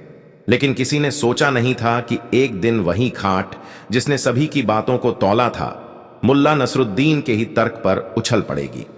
एक विचित्र दिन की शुरुआत। एक दिन मुल्ला बाजार में एक साधु से टकरा गए। साधु का चेहरा रहस्यमय था, आंखों में गहराई और होठों पर एक मंद मुस्कान। साधु ने कहा, ओ नसरुद्दीन, तुम्हारी खाट तो ज्ञान की माप लेती है, पर क्या वह आत्मा का तर्क समझती है? मुल्ला मुस्कुराए, जनाब, आत्मा अगर तर्क करती है तो खाट उसका भी फैसला करेगी।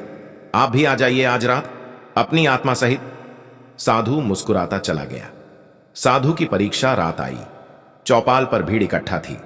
साधु ने खाट के पास आकर पहली बात कही, मनुष्य केवल शरीर नहीं है, आत्मा शाश्वत है। खाट शांत रही। लोगों ने सहमति में सिर हिलाया। फिर साधु बोले, पाप और पुण्य बोध के भ्रम है। कर्म का फल केवल सामाजिक व्यवस्था है, आध्यात्मिक नहीं। खाट जोर से कांपी। मुल्ला ने उंगली उठाई। तर्क अस्वीकार हुआ। साधु हंसे। कभी कभी खाट भी भ्रमित हो सकती है। अब मुल्ला की बारी थी। नसरुद्दीन का विचलित तर्क मुल्ला ने खड़े होकर एक लंबा वक्तव्य दिया। इस संसार में सबसे बड़ा सत्य यह है कि जो बात हंसी के साथ कही जाए वह सीधे दिल में उतरती है। इसलिए गंभीरता से ज्यादा जरूरी है व्यंग्य और विनोद। खाट कांप गई। सब सन्न। मुल्ला ठिठक गए। उन्होंने फिर कहा, हास्य सत्य का सरलतम रूप है। खाट फिर कांपी। लोगों की आंखों में संशय था। क्या यह कहने का अर्थ यह है कि सत्य को हल्के में लेना गलत है, या क्या मुल्ला व्यंग्य की आड़ में केवल मनभलाव करते रहे? गांव वालों की नाराजगी अब गांव वालों ने पूछना शुरू कर दिया, मुल्ला, क्या हम इतने वर्षों से जो हंसते रहे वह झूठ पर था? क्या तुमने हमें गंभीर विषयों से भटकाकर केवल मनोरंजन किया? मुल्ला सकते में थे। वे बोले, नहीं, मेरा उद्देश्य कभी भ्रम फैलाना नहीं था। मैं तो सत्य को मीठा बनाकर परोसता था। खाट कांप गई। अब यह व्यक्तिगत हो गया। अकेलापन और आत्ममंथन। उस रात मुल्ला पहली बार खाट से दूर सोए। चांद की रोशनी में उन्होंने खाट को देखा, जैसे वह उनसे कुछ कहना चाह रही हो। मैंने तुम्हें बनाया था और तुमने मुझे ही नकार दिया। मुल्ला बुदबुदाए। खाट चुप रही, क्योंकि अब कोई तर्क नहीं था, केवल एक टूटे हुए विश्वास की गूंज थी। नया सवेरा, नया नसरुद्दीन। सुबह होते ही मुल्ला चौपाल पहुंचे। उनके हाथ में एक नया झोला था, जिसमें कुछ किताबें, कुछ पुराने पत्र और एक दर्पण था। उन्होंने खाट के पास बैठते हुए कहा, मेरे प्यारे गांववासियों, आज मैं स्वीकार करता हूं कि मैंने हंसी के माध्यम से सत्य को दिखाया, लेकिन कभी कभी मैं खुद भी उस सत्य से भ्रमित हो गया। मैंने समझा कि हर गूंजती हंसी तर्क की जीत है, पर हंसी के पीछे भी एक जिम्मेदारी होती है। उन्होंने किताबों में से एक पत्र निकाला जो उन्होंने वर्षों पहले खुद को लिखा था। प्रिय नसरुद्दीन, एक दिन आएगा जब तुम्हारा मजाक तुम्हारे गले में फंसेगा। उस दिन अगर तुम सच में ज्ञानी हुए तो तुम चुप रहोगे और सीखोगे। गांव में सन्नाटा था। फिर मुल्ला ने दर्पण निकाला और उसे खाट के सामने रखा। अब यह खाट नहीं, दर्पण तय करेगा कि कौन सच्चा है, क्योंकि तर्क जितना भी तीखा हो, अगर उसमें आत्मचिंतन नहीं तो वह अधूरा है। खाट स्थिर रही। अंतिम निर्णय उस दिन के बाद मुल्ला ने खाट को हमेशा के लिए अपने घर की छत पर रख दिया। वह अब सार्वजनिक नहीं थी, लेकिन कभी कभी मुल्ला अकेले उसमें बैठकर अपने विचारों की समीक्षा करते। गांव वालों ने भी समझा कि तर्क, हास्य और ज्ञान, ये सब एक त्रिशूल के 3 शूल हैं, जिन्हें संभाल कर ही चलना पड़ता है। निष्कर्ष और सीख कहानी की शिक्षा यह है कि सत्य को चाहे हंसी में कहो या तर्क में, अंततः वही टिकेगा जिसमें आत्मविश्लेषण और विनम्रता हो। मुल्ला की खाट ने यह सिखाया कि ज्ञान को जांचना जरूरी है, लेकिन उससे भी जरूरी है खुद को समय समय पर जांचना।